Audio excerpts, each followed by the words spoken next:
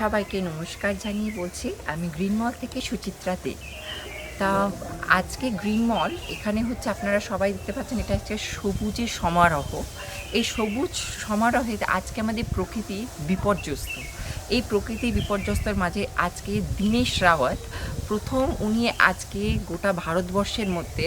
এবং তথা পৃথিবীর মধ্যে একজন খুব সুন্দর একটা ইনিশিয়েটিভ নিয়েছেন, যাতে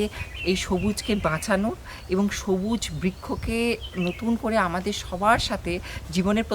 প্রত্যেক দিনের সাথে আমাদের সাথে ইন্ট্রোডিউস করানো, যেটা হচ্ছে আমাদের ওতপ্রোতভাবে যাতে আমরা সবাই এই সবুজ গাছের সাথে আমরা মিলতে পারি। তার জন্য উনি একটা সুন্দর এখানে একটা ব্যবস্থা করেছেন। এবং এখানে শুধু তাই না, ছোট ছোট বাচ্চাদের বিভিন্ন স্কুল থেকে তারা যাতে, দেখুন আমরা স্কুলে বিদ্যালয়ে যাই, আমরা পড়ি গাছ সম্পর্কে, কিন্তু আমরা প্র্যাকটিক্যাল কোনো এক্সপোজার পাই না, যেটি একমাত্র দীনেশ রাওয়াত ভারতবর্ষে প্রথম এখানে গাছের বিভিন্ন সংক্রান্ত গাছ, বিভিন্ন রকমের বিভিন্ন প্রজাতির গাছ, যেটা আপনার ফলের গাছ হতে পারে, ফুলের গাছ হতে পারে, বিভিন্ন ধরুন এক্সোটিক প্ল্যান্ট যেগুলো রয়েছে সেই প্ল্যান্ট হতে পারে, বিভিন্ন ঘরে পিউরিফাই হতে পারে, সমস্ত রকম বাচ্চাদেরকে সেখান থেকে স্কুল থেকে তারা এসে এখানে তারা শিখতে পারে। এখানে 3 ঘন্টার উনি একটা খুব সুন্দর ডেমো ক্লাসের ব্যবস্থা করেছেন, যেখানে সমস্ত স্কুল পশ্চিমবঙ্গ এবং পশ্চিমবঙ্গের বাইরে তারা এসে এখানে এই সুন্দর যে ওনার যে ভাবনাটা, এবং শুধু তাই না, যে তার গাছ সম্পর্কে যে ওরিয়েন্টেশনটা, আমরা ছোটোবেলায় সবাই সালোক সংশ্লেষণ পড়েছি, কোন গাছ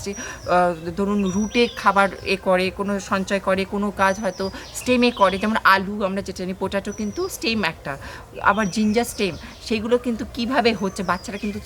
প্র্যাকটিক্যাল নলেজটা নেই, এখানে ডাইরেক্ট এসে তারা কিন্তু সেই জিনিসটা শিখতে পারবে। আর প্রথম কথা, এখানে তার সাথে বাচ্চারা এখানে